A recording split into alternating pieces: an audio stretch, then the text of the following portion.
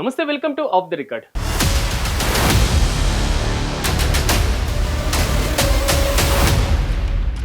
Bhadrachalam MLA Tellam Venkatrao రాజకీయ భవిష్యత్తు పైన అనుమానాలు వస్తున్నాయట.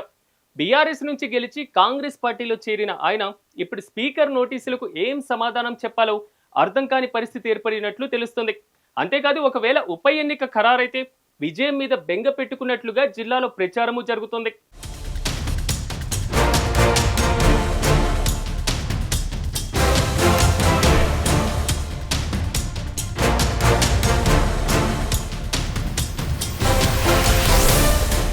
ఒక పార్టీ గుర్తుపై గెలిచి మరో పార్టీలో చేరిన ఎమ్మెల్యేలకు అసెంబ్లీ స్పీకర్ గడ్డం ప్రసాద్ నోటీసులు జారీ చేస్తున్నారు.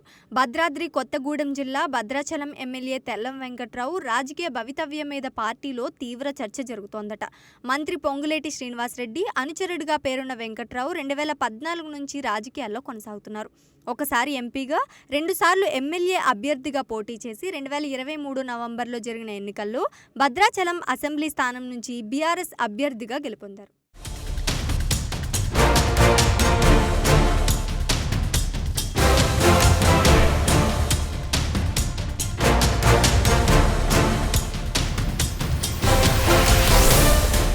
గత తెలంగాణ అసెంబ్లీ ఎన్నికలకు కొన్ని నెలల ముందు కాంగ్రెస్ నుంచి బీఆర్ఎస్ పార్టీలో చేరిన తెల్లం వెంకట్రావు గులాబీ పార్టీ నుంచి పోటీ చేశారు. జిల్లాలోని 5 అసెంబ్లీ స్థానాల్లో 3 చోట్ల కాంగ్రెస్, కొత్తగూడెంలో ఆ పార్టీ బలపరిచిన సిపిఐ అభ్యర్థి గెలవగా, అప్పటి వరకు కాంగ్రెస్ సిట్టింగ్ స్థానంగా ఉన్న భద్రాచలం మాత్రం బీఆర్ఎస్ ఖాతాలో పడింది. డీసీసీ అధ్యక్షుడి హోదాలో కాంగ్రెస్ నుంచి పోటీ చేసిన సిట్టింగ్ ఎమ్మెల్యే పోదెం వీరయ్యపై తెల్లం వెంకట్రావు విజయం సాధించి సంచలనం సృష్టించారు. ఆఖరి నిమిషంలో పార్టీ మారి లాభపడ్డ రాజకీయ చాణక్యుడిగా పిలిపించుకున్నారు.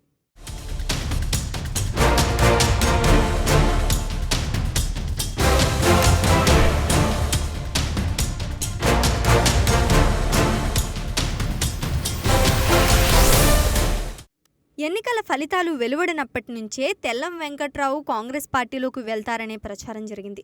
అయితే ఎప్పటికప్పుడు ఆయన ఆ ప్రచారాన్ని ఖండిస్తూ బీఆర్ఎస్లోనే కొనసాగుతానని చెప్తూ వచ్చారు. ఇక భద్రాచలం ఎమ్మెల్యే బీఆర్ఎస్ పార్టీలోనే కొనసాగుతారని అంతా అనుకుండగా 2024 ఏప్రిల్ 7న సీఎం రేవంత్ రెడ్డి మంత్రి పొంగులేటి సమక్షంలో కాంగ్రెస్ కండువా కప్పుకున్నారు. నియోజకవర్గ అభివృద్ధి కోసమే అధికార పార్టీలో చేరాల్సి వచ్చిందని ఆ సందర్భంగా ఆయన చెప్పుకొచ్చారు.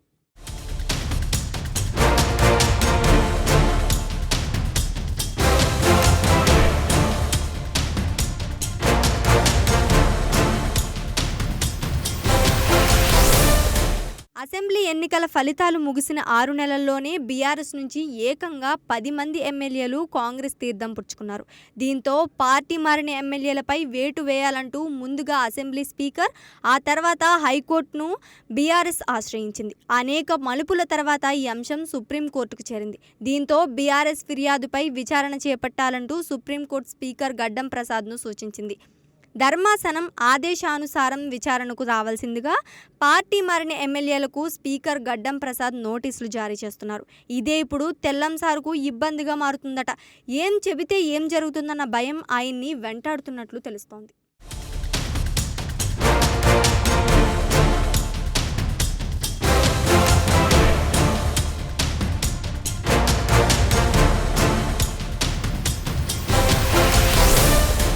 అంతేకాదు, ఒకవేళ ఉప ఎన్నిక తర్వాత అయినా జనంలోకి ఎలా వెళ్లాలో అర్థం కాని పరిస్థితి ఏర్పడుతున్నట్లు భద్రాచలం నియోజకవర్గంలో ప్రచారం జరుగుతోంది.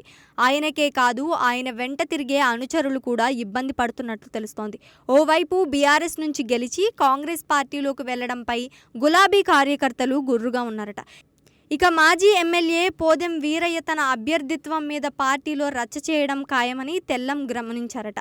అంటే ఇటు కాంగ్రెస్ పార్టీలో ఇమడలేక, అటు బీఆర్ఎస్ పార్టీలోకి వెళ్ళలేక ఇబ్బంది పట్టం ఖాయమనే విషయాన్ని అర్థం చేసుకున్న తెల్లం వెంకట్రావుకు తన రాజకీయ భవిష్యత్తు మీద బెంగ పెట్టుకున్నట్టు తెలుస్తోంది.